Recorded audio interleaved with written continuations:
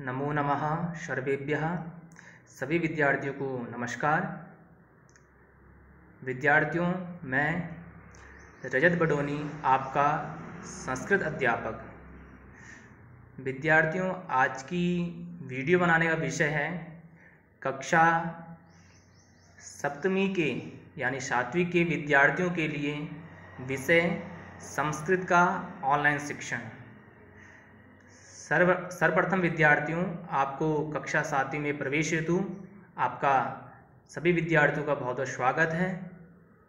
विद्यार्थियों, आज मैं आपको आपकी विषय संस्कृत की पुस्तक एवं आपके विषय पाठ्यक्रम से आपको परिचित करवाऊंगा। तो विद्यार्थियों, आपकी संस्कृत की पाठ्य पुस्तक का नाम रुचिरा द्वितीयो भागा यानी रुचिरा नाम की आपकी पुस्तक है, द्वितीय भाग। और यह 7वीं कक्षा के लिए विद्यार्थियों आपके 1 वर्षीय पाठ्यक्रम के अंतर्गत आपके विषय संस्कृत का पाठ्यक्रम है। प्रथमा पाठ से पंचदशः पाठ पर्यंत यानी पहले पाठ से 15 पाठ पर्यंत। तो विद्यार्थियों, आपका प्रथमा पाठ है, पहला पाठ है सुभाषितानि। तो बच्चों, आज मैं आपको प्रथमा पाठ का यानी सुभाषितानि नामक पाठ का आज हम अध्ययन करेंगे। उससे पूर्व मैं आपको संस्कृत शब्द की व्युत्पत्ति कैसे हुई, संस्कृत शब्द कैसे बना, इसके विषय में आपसे चर्चा करूंगा। सर्वप्रथम विद्यार्थियों, आज हम संस्कृत शब्द पे चर्चा करेंगे कि संस्कृत शब्द का निर्माण कैसे हुआ, यह शब्द बना कैसे। तो विद्यार्थियों, संस्कृत जो है एक शब्द नहीं, एक भाषा है। जैसे आप लोगों ने देखा होगा, अलग अलग देशों की उनके नाम के आधार पर उनकी भाषाएं होती हैं। जैसे जापान देश की भाषा कौन सी है? जापानी है। रूस देश की भाषा कौन सी है? रशियन है। चीन देश की भाषा कौन सी है? चीनी है। परंतु संस्कृत के साथ ऐसा नहीं देखा जाता। अगर हम बात करें तो हिंदी देश की भाषा क्या होनी चाहिए? तो हिंदी भाषा है। परंतु संस्कृत जो भाषा है उसके साथ हमें यह देखने को नहीं मिलता। अब क्यों नहीं मिलता? संस्कृत जितनी भी हमारे देश में भाषाएं हैं उन सबकी मूल उद्गम भाषा है, सबकी जननी है। इसलिए जो है संस्कृत शब्द का निर्माण जो है सम उपसर्ग पूर्वकात यानी सम उपसर्ग से होता है। इसमें जो है सुट का आगम है, इसमें क्री धातु है और ता प्रत्यय है। यानी कहने का तात्पर्य यह है कि क्री धातु यानी करने के अर्थ से संपन्न है। यानी क्री का अर्थ क्या होता है? करने से है। जो भाषा जो है करने से युक्त हो, यानी कि जो भी हमारी दैनिक जीवन में जन्म से लेकर मृत्यु तक जो भी हमारे जीवन में संस्कार होते हैं वो संस्कृत के श्लोकों के माध्यम से ही होते हैं। इसलिए जो है क्री धातु करने से संपन्न भाषा है। आप लोगों को विदित होगा कि जहाँ धातु होती है धातु से पूर्व क्या लगते हैं? उपसर्ग लगते हैं। और उस धातु के बाद क्या लगते हैं? प्रत्यय लगता है। प्रत्यय से तात्पर्य यह है कि संस्कृत शब्द में जो ता प्रत्यय है इसमें आधा का है, का की इस संज्ञा होके लसक कुद्यते सूत्र से इसका लोप हो जाएगा और क्या बचेगा? फिर ता बचेगा। शेष क्या बचेगा? ता। यानी कि संस्कृत शब्द में क्या है? ता प्रत्यय है। और इससे पूर्व क्या लगता है? क्री धातु। क्री का अर्थ होता है करने से है। जैसे करोति, कुरुतः, कुर्वन्ति। क्री धातु के रूप कैसे चलते हैं? करोति, कुरुतः, कुर्वन्ति। या इससे कृत प्रत्यय हो जाता है। तो कृत जब शब्द बनता है तो कृत से ता इसमें प्रत्यय हो जाता है। और धातु के पूर्व में हमेशा ध्यान रखिएगा उपसर्ग लगाया जाता है। सम जो है, जब संस्कृत शब्द में जो आप ऊपर बिंदी देखते हो वो क्या है? सम उपसर्ग है। सम उपसर्ग तात्पर्य यह है कि हमारे संस्कृत में 22 उपसर्ग हैं, जिनमें से सम भी एक उपसर्ग है। तो सुट का आगम से तात्पर्य यह है कि ज़्यादा मैं व्याकरण की भाषा ना बोल करके आपको शायद समझ में नहीं आ रहा होगी इस संज्ञा क्या होती है, तस्य लोप क्या होता है। यानी कि आपको ज़्यादा उसमें विचार नहीं करना है, केवल श्रवण संस्कार के माध्यम से आपको सुनना है और जानना है।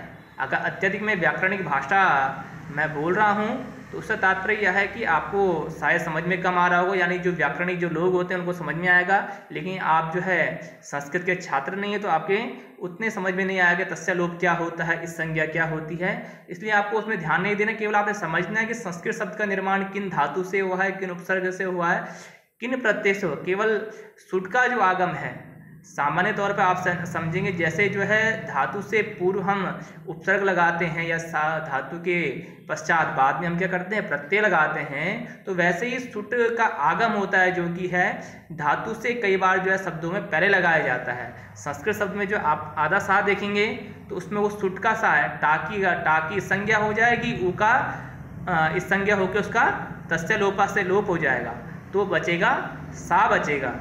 तो इस सब से हमारा इसी प्रकार विद्यार्थियों जो संस्कृत शब्द बना है इसमें सम उपसर्ग है, क्री धातु है और कत प्रत्यय है, ता प्रत्यय है और सुट का इसमें आगम है। तो इन सभी को मिला के संस्कृत शब्द की व्युत्पत्ति या निर्माण हुआ है। तो इसके बाद हम जानेंगे कि संस्कृत शब्द का अर्थ क्या होता है। संस्कृत शब्द का अर्थ यह है कि जो भाषा, संस्कृत भाषा क्या है, जो एकदम क्या है शुद्ध हो, परिष्कृत हो, परिमार्जित हो, परिनिष्ठित हो, वह भाषा क्या है संस्कृत भाषा है। तो विद्यार्थियों आपने अभी संस्कृत शब्द की व्युत्पत्ति के बारे में जाना कि संस्कृत के शब्द किन उपसर्ग के माध्यम से, कौन सी धातु से और किस प्रत्यय के द्वारा संस्कृत शब्द का निर्माण हुआ है। तो बच्चों आज हम आपकी रुचिरा पुस्तक से प्रथमा पाठ का अध्ययन करेंगे। आज का हमारा प्रकरण है सुभाषितानि। जो यह सुभाषितानि जो शब्द है ये दो शब्दों के योग से बना है, सु प्लस भाषित। सु अर्थात सुंदर, भाषित अर्थात वचन, यानी दोनों के योग से बनता है अच्छे वचन। जो यह सुभाषितानि जो शब्द यह नपुंसक लिंग में यह शब्द बनता है, जैसे फलम शब्द के रूप चलते हैं फलम, फले, फलानी, वैसे ही जो है सुभाषित शब्द के रूप चलते हैं सुभाषितम, सुभाषिते, सुभाषितानि। यह एक बहुवचन का शब्द है। आइए बच्चों आज हम जो है आपके सुभाषितानि नामक पाठ के श्लोकों का अध्ययन करेंगे।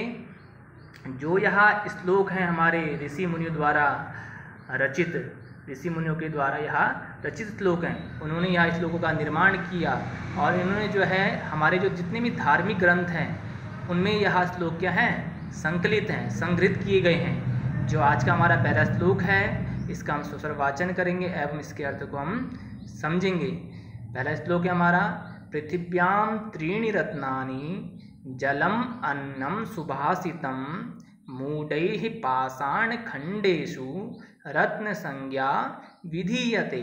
अर्थात पृथिव्याम यानी पृथ्वी पर, त्रीणि अर्थात तीन, रत्नानि यानी रत्न हैं। कौन कौन से रत्न हैं वो, जलम यानी पानी, अन्नम यानी अनाज और सुभाषितम यानी अच्छे वचन है। इस पंक्ति में बताया गया है कि पृथ्वी पर केवल तीन ही रत्न पाए जाते हैं। वह क्या है, जल है, अनाज है और अच्छे वचन हैं। इसी क्रम में दूसरी पंक्ति का अर्थ समझेंगे हम। मूढ़ अर्थात मूर्ख व्यक्ति, यानी मूढ़ संस्कृत में मूढ़ को क्या बोलते हैं, मूढ़ शब्द का अर्थ होता है जो मूर्ख व्यक्ति होता है। पाषाण खंडेषु, पाषाण यानी अर्थात पत्थर, खंडेषु यानी पत्थर के टुकड़ों को कहा जाता है पाषाण खंडेषु। रत्न संज्ञा यानी रत्नों की संज्ञा, विधीयते कहते हैं, यानी कहने का तात्पर्य यह है जो कुछ मूर्ख जो व्यक्ति होते हैं वह पत्थर के टुकड़ों को ही रत्न समझते हैं। पत्थर के टुकड़े जैसे हीरा, पन्ना इत्यादि। यानी इस श्लोक में बताया गया है कि पृथ्वी पर केवल तीन रत्न हैं, वह तीन रत्न हैं जल, अन्न और अच्छे वचन ही। केवल जो मूर्ख व्यक्ति होते हैं वह पत्थर के टुकड़ों को रत्न की संज्ञा देते हैं, और जो विद्वान व्यक्ति होते हैं, जो समझदार व्यक्ति होते हैं, जो अनुशासित लोग होते हैं, जो ज्ञानी व्यक्ति होते हैं, वह जल को, अन्न को और सुभाषितम यानी अच्छे वचनों को ही क्या करते हैं, रत्न की संज्ञा देते हैं। इसी क्रम में आपका अगला श्लोक है, सत्येन धार्यते पृथ्वी सत्येन तपते रविः सत्येन वाति वायुश्च सर्वं सत्ये प्रतिष्ठितम्। प्रस्तुत श्लोक में बताया गया है कि सत्येन धार्यते पृथ्वी यानी कि जो है सत्येन धार्यते पृथ्वी अर्थात सत्येन यानी सत्य है, धार्यते यानी धारण करती है, पृथ्वी अर्थात धरती यानी जो धरती है वह केवल जो है सत्य को ही धारण करती है। सत्येन तपते रविः और सत्येन सत्य, तपते यानी तपता है, रवि यानी सूर्य यानी सत्य के कारण ही सूर्य क्या करता है, तपता है। इस पंक्ति में बताया गया है कि केवल जो हमारी धरती सत्य के आधार पर टिकी हुई है, अगर यहाँ पे सच्चाई नहीं होती, असत्य होता है तो यह पृथ्वी क्या होती, अभी तक टिकी नहीं होती सत्य के आधार पर, इसका क्या हो जाता, प्रलय हो जाता है। सत्येन तपते रविः और सत्य के कारण ही क्या है, भगवान सूर्य क्या होते हैं, अपना प्रकाश देते हैं। अगली पंक्ति का अर्थ है सत्येन वाति वायुश्च, सत्येन अर्थात सत्य ही, वाति यानी बहती है, वायुश्च यानी वायु ही, यानी वायु भी क्या है, जो हवा है वह भी जो सत्य के कारण ही क्या करती है, बहती है। और सर्वम सत्य प्रतिष्ठितम यानी सर्वम सभी जगह क्या है, सत्या प्रतिष्ठित है, यानी हमारी जो धरा है, पृथ्वी है, केवल सत्य के कारण ही टिकी हुई है। प्रस्तुत श्लोक में बताया गया है कि सत्य के द्वारा यह पृथ्वी टिकी हुई है और जो भगवान सूर्य है सत्य के कारण ही वह अपना प्रकाश देते हैं और सत्य के कारण ही वायु क्या है, हवा बहती है। जिस दिन जो है इस धरा से, पृथ्वी से जो है सत्य खत्म हो जाएगा, पाप बढ़ जाएगा, उस दिन से क्या होगा, यह पृथ्वी क्या हो जाएगा, पृथ्वी में क्या हो जाएगा, प्रलय हो जाएगा। सर्व सत्यम प्रतिष्ठितम और जो सत्य के कारण ही जो है सब कुछ क्या है, प्रतिष्ठित है। इस श्लोक में जो है सत्य के बारे में गुणगान किया गया है, सत्य की महिमा के बारे में बताया गया है। इसी क्रम में अगला श्लोक है, दाने तपसि शौर्ये च विज्ञाने विनये नये विस्मयो ही नाहि कर्तव्यो बहुरत्ना वसुंधरा। अर्थात दाने यानी दान में, तपसी अर्थात तपस्या में, शौर्य अर्थात बल में यानी पराक्रम में, चा और विज्ञाने यानी विज्ञान के क्षेत्र में, विनय यानी विनम्रता में, नये अर्थात नीति में, विस्मयो नहीं कर्तव्यो, विस्मयो अर्थात आश्चर्य, ना ही कर्तव्य हमें आश्चर्य नहीं करना चाहिए। क्यों नहीं करना चाहिए, क्यों, बहुरत्ना वसुंधरा क्योंकि यह पृथ्वी क्या है, बहुरत्नों से युक्त है। दान में, तपस्या में और बल में, विज्ञान के क्षेत्र में, विनम्रता में और नीति में हमें कभी आश्चर्य नहीं करना चाहिए, क्योंकि यह पृथ्वी क्या है, बहुत सारे रत्नों से क्या है, युक्त है।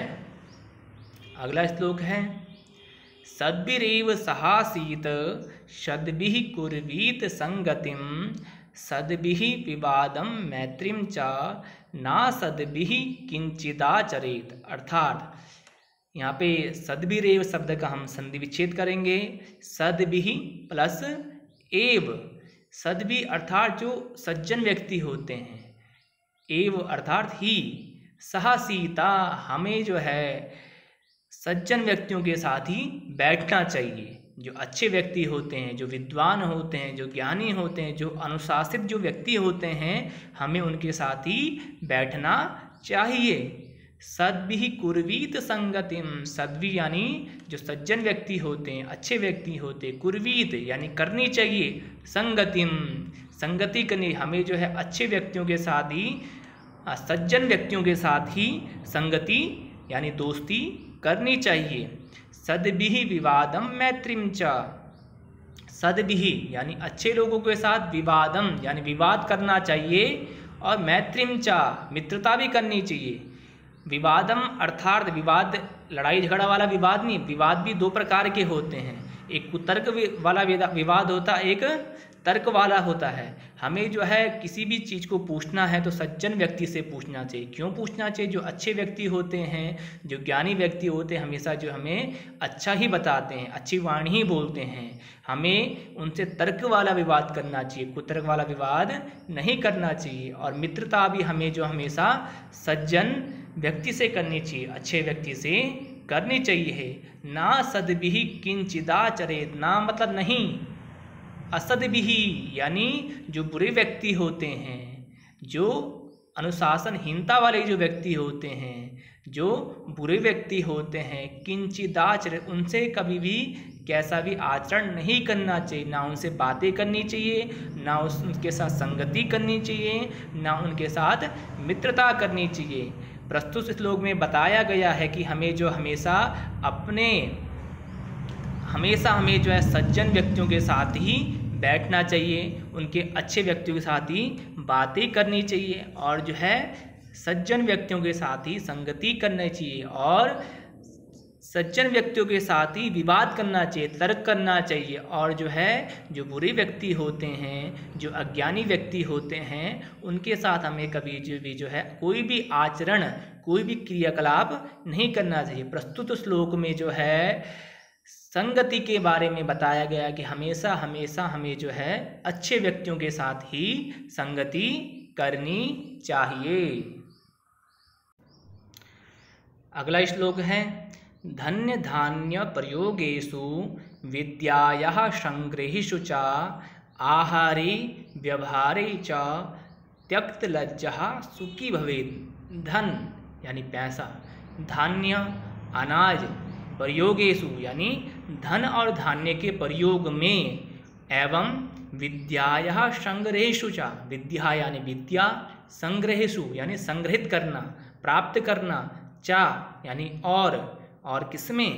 आहारे यानी भोजन करने में, व्यवहारे आपका व्यवहार, आपका आचरण, चा और त्यक्त लज्जा सुखी भवेत्, यानी इस श्लोक में बताया गया है हमें कदापि जो है विद्या को ग्रहण करने में, भोजन करने में, अपने व्यवहार को प्रस्तुत करने में और धन धान्य के प्रयोग में त्यक्त लज्जा, लज्जा अर्थात जो है जो निसंकोच व्यक्ति होते हैं, जो शर्म नहीं करते हैं, जो लज्जा नहीं करते हैं, इन कार्यों में कभी हमें जो है शर्म नहीं, निसंकोच रहना चाहिए। वह व्यक्ति क्या होता है? सुखी भवे, सुखी होता है।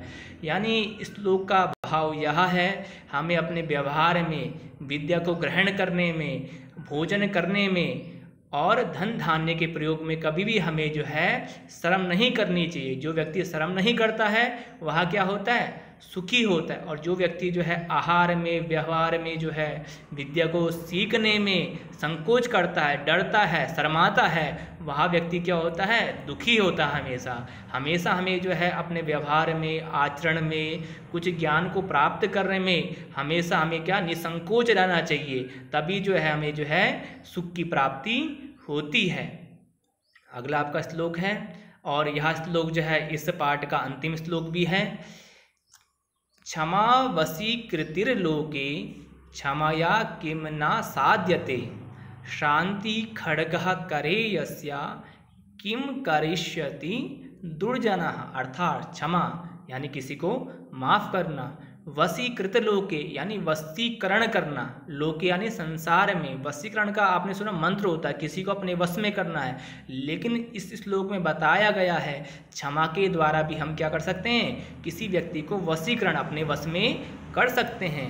क्षमया किम ना साध्यते, क्षमा यानी क्षमा, किम मतलब क्या, ना मतलब नहीं साध्य, यानी क्षमा के द्वारा हम क्या नहीं सिद्ध कर सकते। क्षमा के द्वारा क्या है? हमें सब कुछ सिद्धता प्राप्त हो सकती है। शांति खड्गः करे, करे अर्थात हाथ में, शांति खड्गः यानी शांति रूपी तलवार, खड्ग को बोलते हैं तलवार। यस्या किम करिष्यति दुर्जना, यानी जिस व्यक्ति के हाथ में, जिस मनुष्य के हाथ में शांति रूपी तलवार है, उसका दुर्जन व्यक्ति कुछ नहीं बिगाड़ सकता।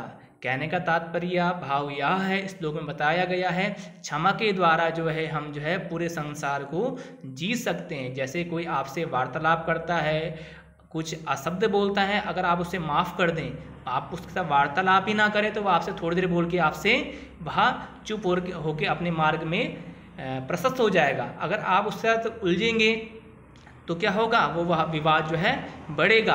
इसलिए इस लोग में बताया गया है क्षमा के द्वारा हम जो है पृथ्वी पूरी संसार के मनुष्य को हम जीत सकते हैं। और शांति रूपी तलवार ही, आपका सरल स्वभाव ही, शांत स्वभाव ही आपको जो है, आपके जो दुर्जन जो व्यक्ति होते हैं उनसे जो है आप शांति के द्वारा ही उनसे जी सकते हैं। अगर आप भी उनके साथ वैसा व्यवहार करेंगे तो विवाद वहाँ बढ़ जाता है, अन्यथा आप शांति से रहेंगे। शांति रूपी तलवार अगर आपके पास है, आपको क्षमा करने का आपके अंदर धैर्य है किसी को, तो आप जो है पूरे संसार को अपने वश में कर सकते हैं और दुर्जन व्यक्ति को से आप दुर्जन व्यक्ति को पराजित कर सकते हैं।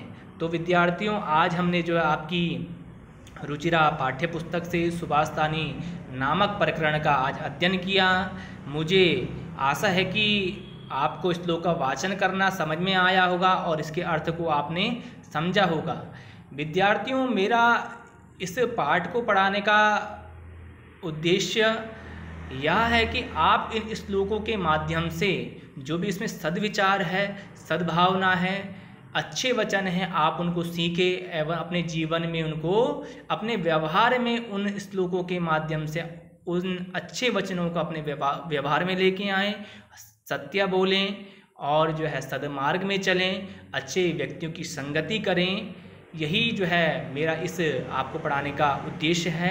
आशा है कि आपको इस पाठ के माध्यम से इस श्लोक का वाचन करना आया होगा और सरलतापूर्वक आपने इन श्लोकों के अर्थ को जाना होगा और समझा होगा। आपके लिए इस पाठ में आपका अभ्यास कार्य यह है कि आप प्रस्तुत श्लोक, जितने भी श्लोक दिए हैं, इनका आप घर में बैठ के इनका सस्वर वाचन करेंगे और जो है इनके श्लोकों को याद भी करना है आप लोगों ने। और याद करने के पश्चात आपको जो है अपने शब्दों में श्लोक को पढ़ के इनका अर्थ भी आपको लिखना है। अगर आपको श्लोक का पढ़ना आएगा, अर्थ करना आएगा, तभी जो है आप जो है इस पाठ का अभ्यास कार्य जो है सरलतापूर्वक कर पाएंगे। धन्यवाद। पुनः मिलामः।